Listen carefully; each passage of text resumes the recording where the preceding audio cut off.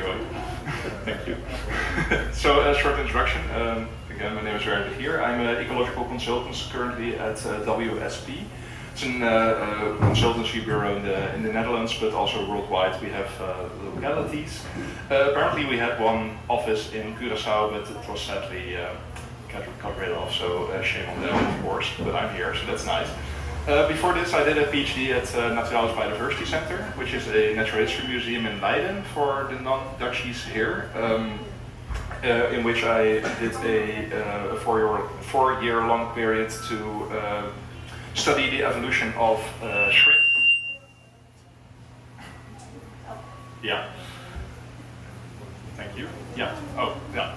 I did a four-year project to study the evolution of certain types of shrimps and crabs. Sometimes you find one of these crabs, for example, in a little pan of mussels that you can maybe buy or not buy on this island as well. But there's quite a lot of different crustaceans in there. I will actually get to those later on.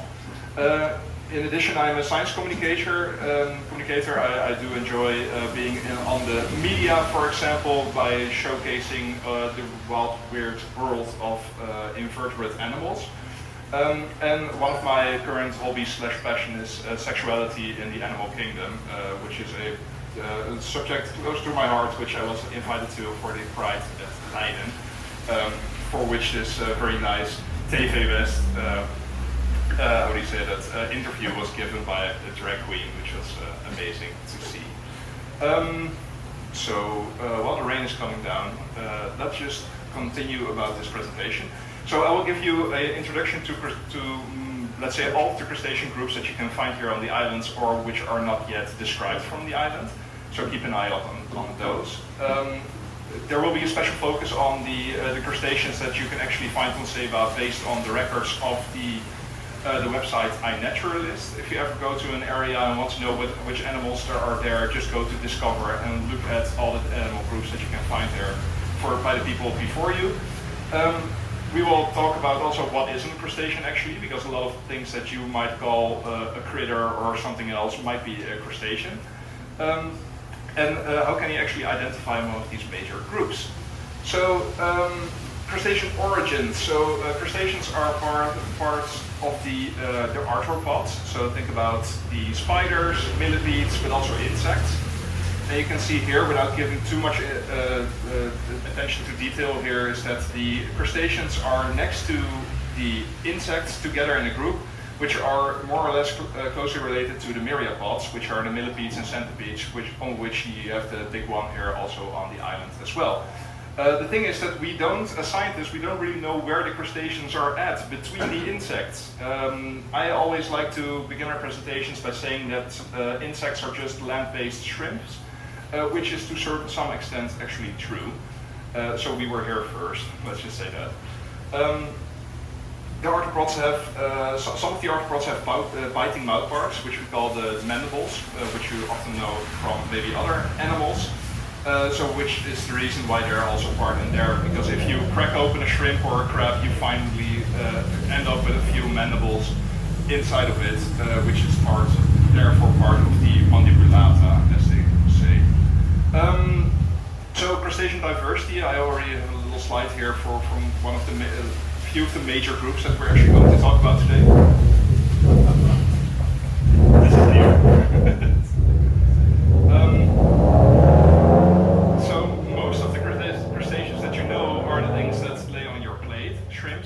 Lobsters, etc. But a lot of the other animals that we don't really know that are crustaceans, think about roly-polies or isopods, think about barnacles, we'll all get to that later, because there are quite a lot of unexpected members within this group. And the thing that I also really adore in crustaceans is that they have a lot of weaponry. So here you see how a crab can try to defend itself using huge claws, while this mantis shrimp, another type of crustacean, actually slams it open with the force of, quite a lot of Newton in a very fast way. So they also have clubs, they have spears, they have shields, everything in between you can find in there. Let's just start out by going with the most basal group of crustaceans, namely the brachiopods, which sometimes you might have known as sea monkeys, which you can apparently buy in the American supermarkets or slash kids' toys shop. These are the little animals. They're also the reason why flamingos are pink, because these animals, when they're dead, they actually give off a pink coloration, so that's why the flamingo is such a flamboyant creature. They really adore very hard to, how do you say it, very, very extreme environments. So they live, for example, in Curaçao, where I've been and collected them. You have a very, very high level of salt in these salt marshes and like, let's say, very shallow lakes. Which is also the reason why they really like being also in these very teeny tiny aquariums, which is also a very extreme environment, as you can imagine. Within this group are also Daphnias, which is water fleas, which you can get for example, your aquarium fish, and these very weird looking, trilobite looking things, which are tadpole shrimp, which are very rare, but they're beautiful to look at, and you can actually also get them for your aquarium if you want to. Copepods are also one of these forgotten groups of crustaceans. If you go to, let's say, the Netherlands and go to one of these ditches, get some fresh water, you can see them swimming around. Because we have no fresh water here, it's difficult to find them, but in the ocean they're quite numerous. Most of them look like these, quite cute. Sometimes they're called one-eyed shrimp because they have one eye. But some of these animals are quite weird. Some of them don't even have eyes anymore.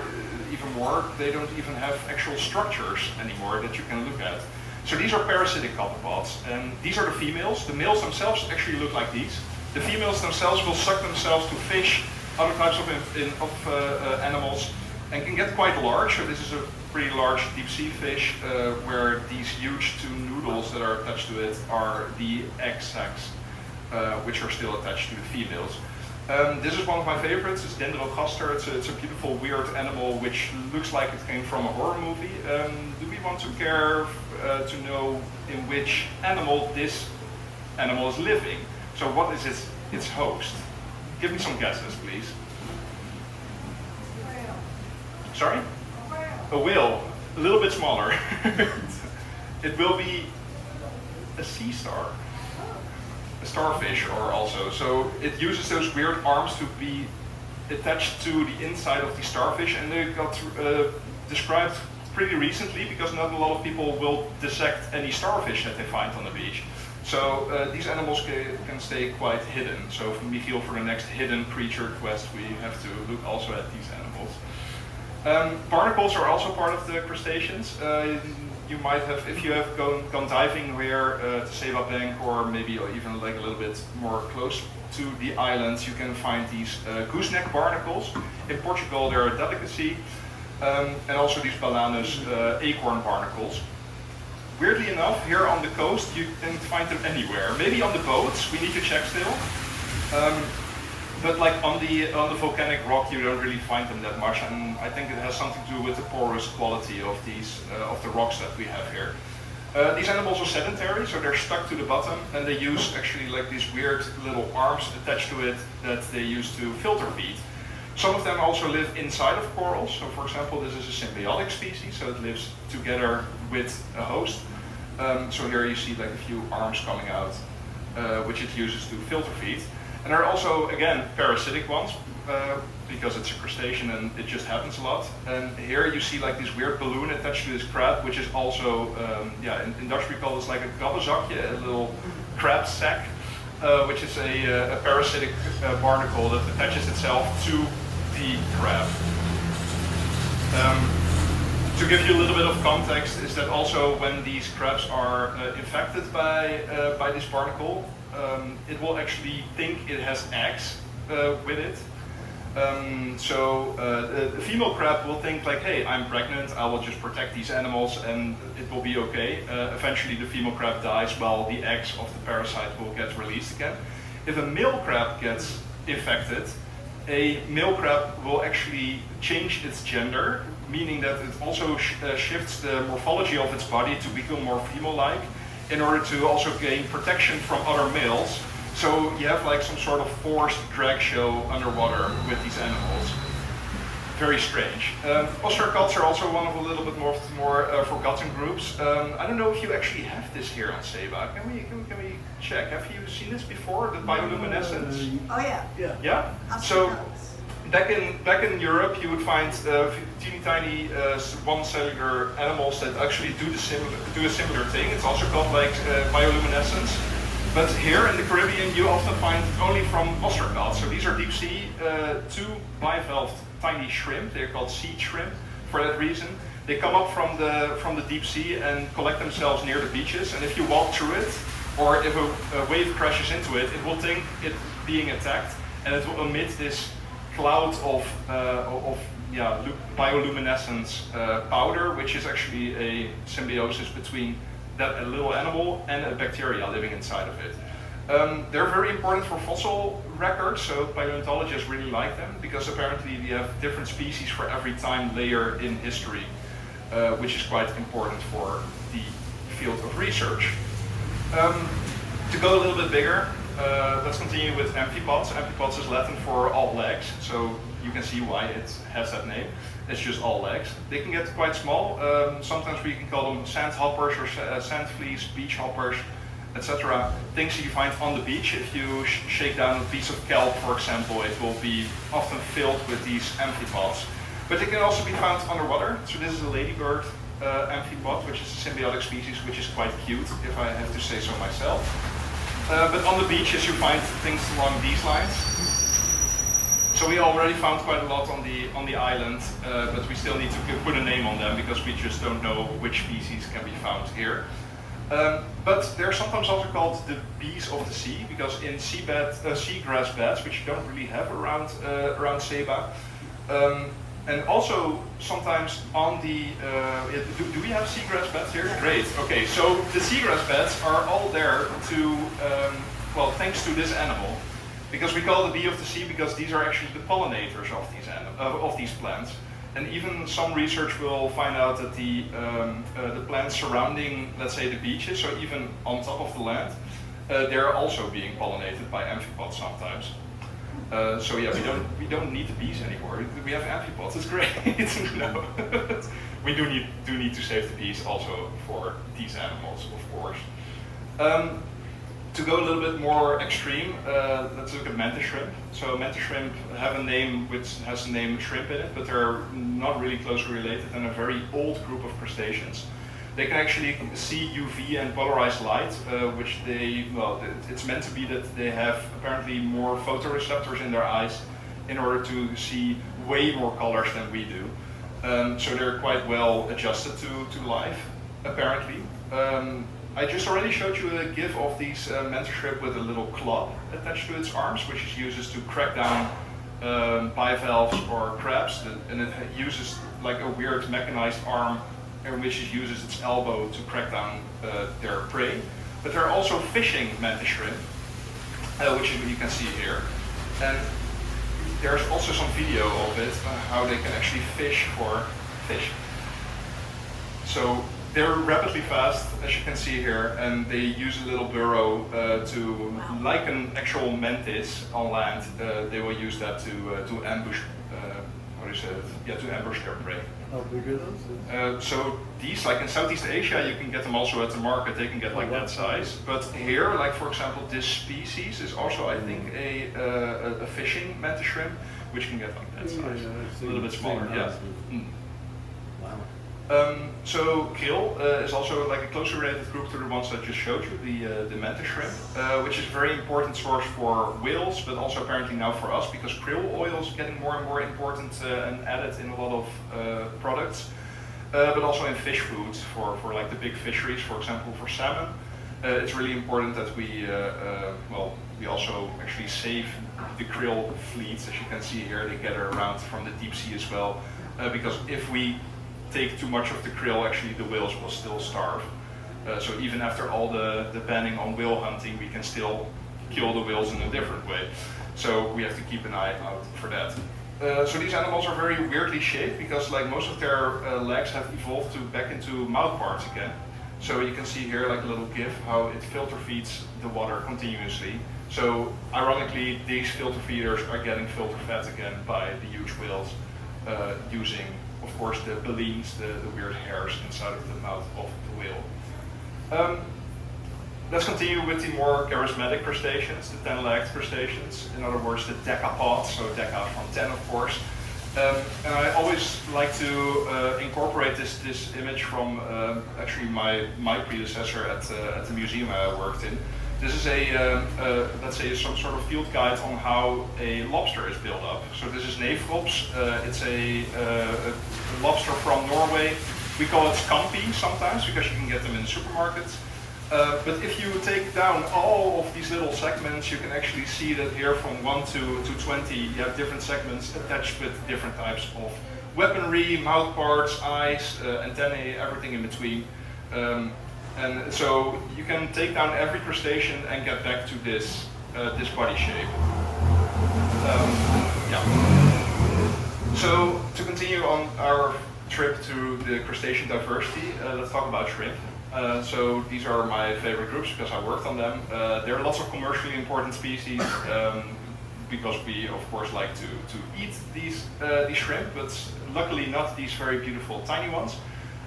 So you have enormous diversity in color, shape, sizes, everything in between.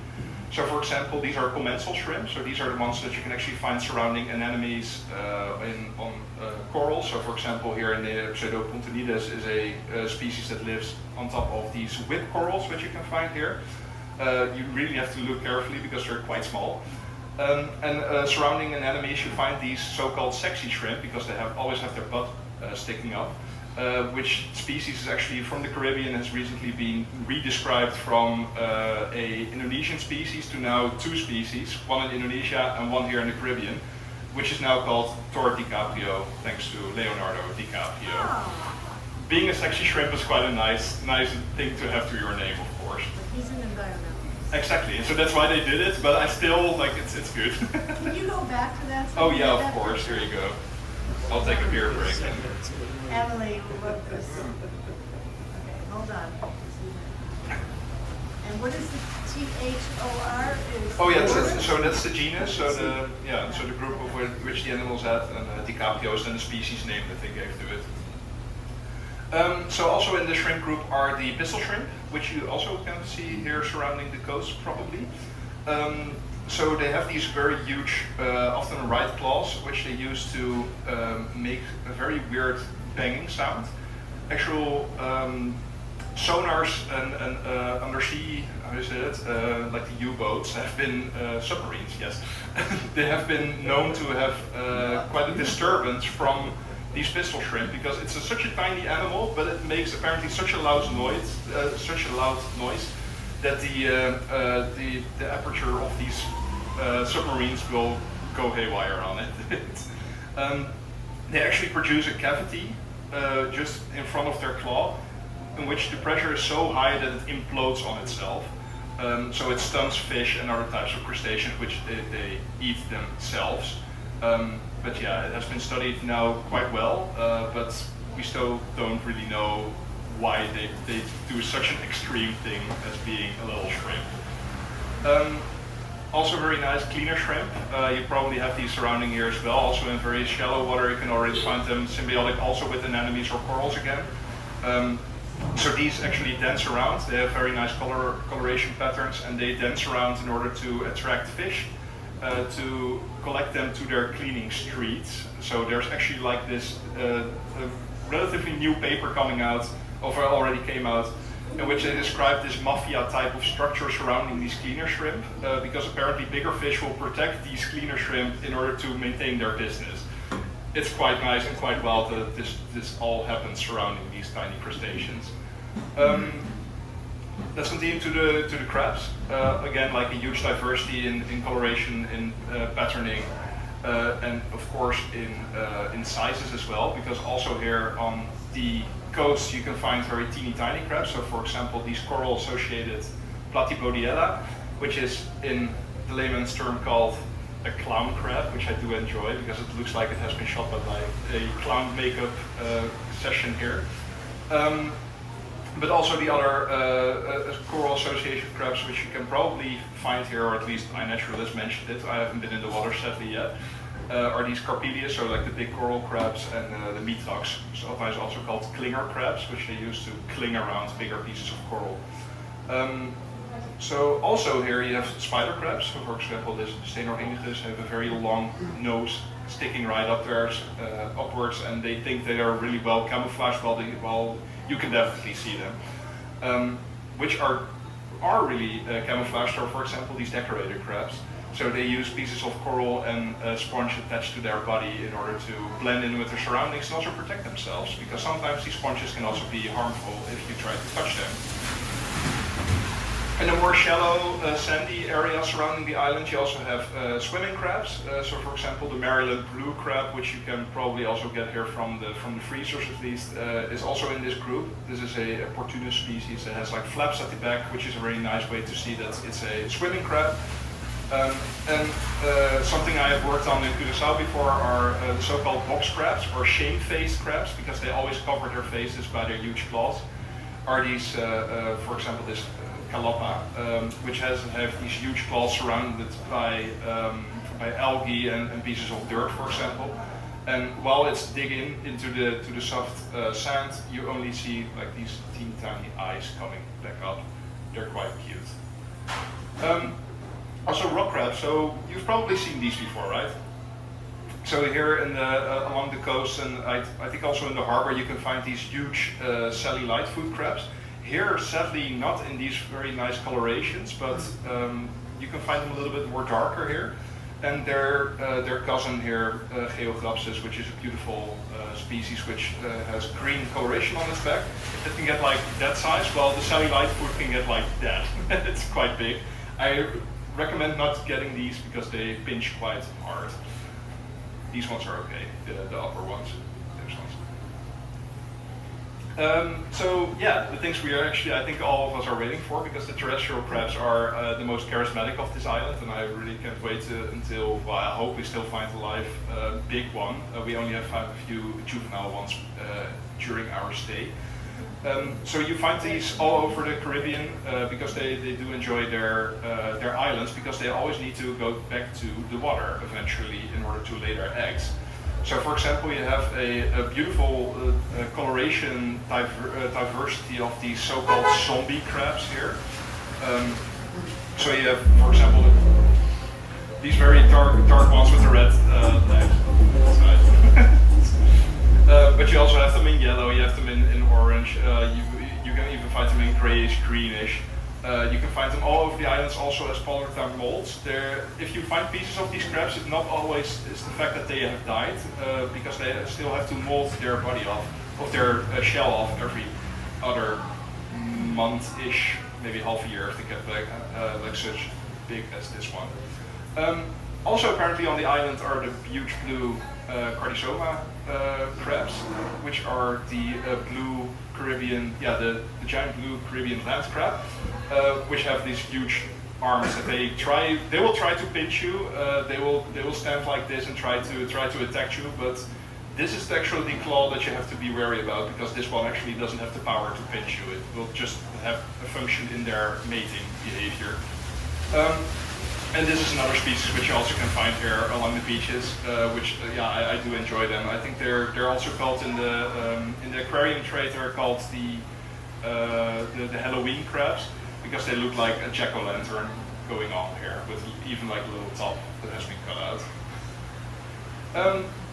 So the slide here says hermit crabs, but here on the island they have been called soldier crabs, because the other word for soldier crab is actually, like, the actual soldier crabs in the literature is not found on the island, because you don't have the right beaches for it, which I do find nice. The local names can get quite important and also quite confusing for a scientist like myself.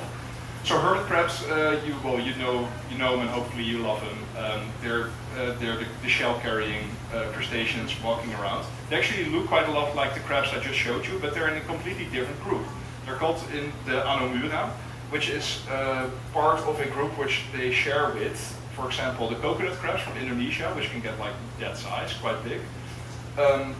The king crabs, which you might know from Deadliest Catch, the program from Discovery, like where the huge king crabs, they collect them the entire evening or night long. But again, you see something interesting going on here. So these have 3 walking legs on both sides and 2 claws. And while we go back, you actually see 4 walking legs and 2 claws in this case. No, 4 walking legs on both sides and 2 claws at the front. So this is one of the major points where you can differentiate between the anomurans and the true crabs, as they call them.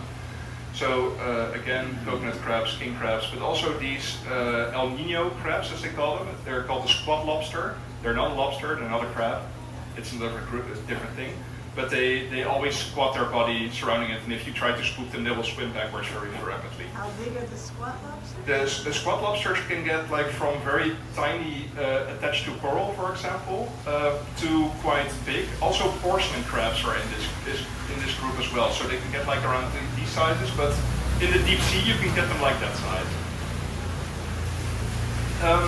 So to conclude our, let's say, more marine part of this, let's look at lobsters again. So these are the things that you often expect on your plate if you go to a very, very fancy restaurant. So these are American or European lobsters. They look like this. And of course, in freshwater environments, you find also crayfish. But here, you have different types of lobsters. So we call this, in Latin, we call this agelata or achelata. It's a group of animals which do not have claws. So A means don't, they don't have it. And gelata means that they have claws. So how do these animals actually protect themselves? They have huge antennae and they're surrounded by spines, because you actually also call them in English you call them spiny lobsters for this reason. So they really rely on the spines in order to protect themselves. But also slipper lobsters are in this group. So for example, this species can be found surrounding here. And they use their modified antennae and the lack of claws actually to dig themselves into the sand a little bit. And to conclude with our final groups, the marine isopods. So marine isopods are also a group of huge diversity. You can find them very flat or very bulbous, as you can see here. This is an actual bag of Doritos, not the tiny one, not the kid version. This is an actual huge bag of Doritos. They're quite understudied because most of their diversity can be found in the deep sea. But also attached to other animals. So for example, you have a few parasitic species again. So this is a parasitic isopod underneath the shell of a shrimp. So yeah, think of it as being underneath your rib cage, for example, having like a huge blood-sucking parasite attached to it. So it would not be fun for the shrimp. And on fish, you find them often on the most softest parts of the fish, so the tongue or the cheeks. So for example, this, if you go diving here and you find like a big group of fish and one of them has like a weird thing on its cheek, then you know it's an isopod. You also have symbiotic species that live inside the coral. For example, these ones look very cute, but the males actually have like these very big spines at the back of their body.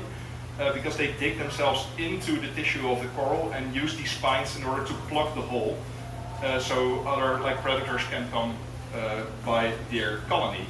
And you also have these very teeny tiny ones on top of sponges. If you sometimes find these yellow spots on a sponge, then they're actual animals, and these are teeny tiny isopods living on top of it. And of course, again, in deep sea, you have these huge deep sea giant isopods, which apparently have been found here before. But don't worry, you cannot find them here while you go diving or snorkeling, because they're so deep they will not come up. Apparently in Japan, you can now go to aquariums and actually pet them, and they want to have them as pets. And you can actually eat them also in other parts of Southeast Asia. Apparently they taste like shrimp. Would have thought. To conclude our research actually here on the island, so I've been now looking during our expedition on the terrestrial isopods.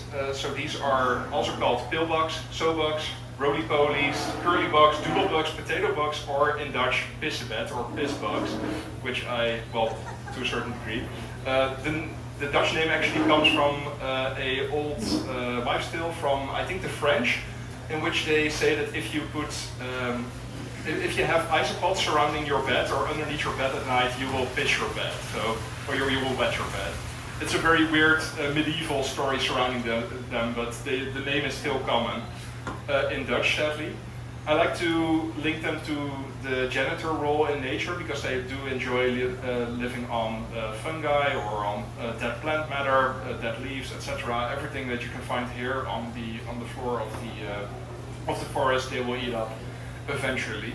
Some of the species are also ant nest dwellers, so they actually mimic the larvae of the ant is the idea, and they actually emit this pheromones in order not to get eaten by the ants, so they're quite well adjusted to that life. And some of the species are actually invasive, thanks to the moving around of plants, for example, like being in the soil of these plants. Sometimes also very deliberately, because you can also get them for your terrarium. So this is a rubber ducky isopod that has been taking the internet by storm these days, because it looks like they have like a duckbill on the front of their legs. But if you look at these, you can get like 5 of them for $60. So it's quite expensive for an animal that's not even a centimeter big.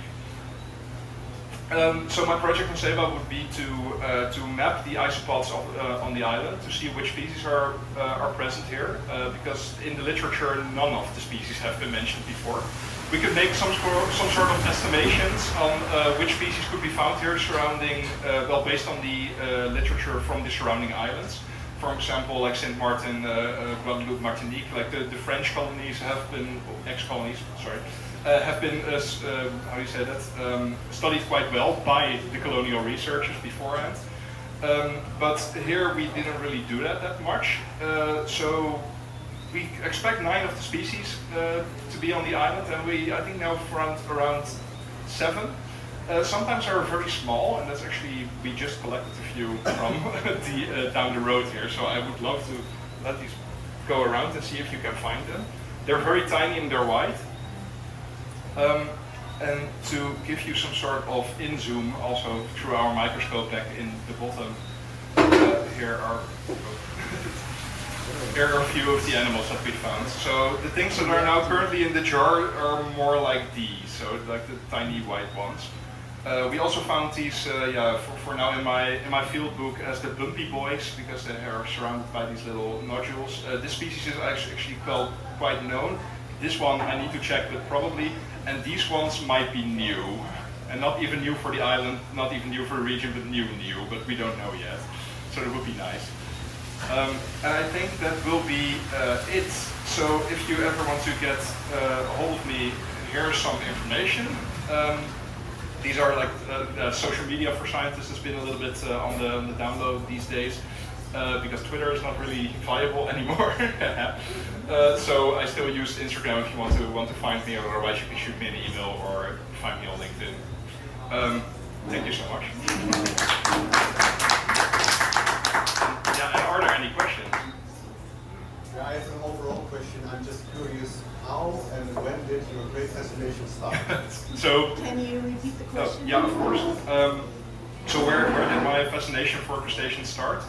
So this was during my studies in Leiden, in which I was in love with the Natural History Museum already. I was like a nature kid already, so that was there. But then the thing was that I really enjoy drawing, and there's like a few fields of science where you still have to draw the entire animal and not only one organ, for example, if you describe a new species. So I got around to Naturalis with the shrimp scientist, which later became my PhD supervisor as well. And I showed them a few of my drawings, and it's like, oh yeah, that's wrong, and that's wrong, and that's wrong. It's like, okay, great. Tell me how you can fix that. And it came out to be like a very good friendship eventually, to us both describing also a new species for science during my bachelor internships, which was one of the symbiotic shrimps that I showed you before. But this one was from Indonesia, and it lived inside a tunicate, so a sea squirt. It lived inside a hole, that's one thing to know, and it had hairy feet. So we called it after Bilbo Baggins. So now there's a species with my name attached to it, Odontonia bagginsi, which it's like a drug in that case, right? Like you have to chase this. So that's where it came from. Any more questions? Well, let's eat. Thank you so much.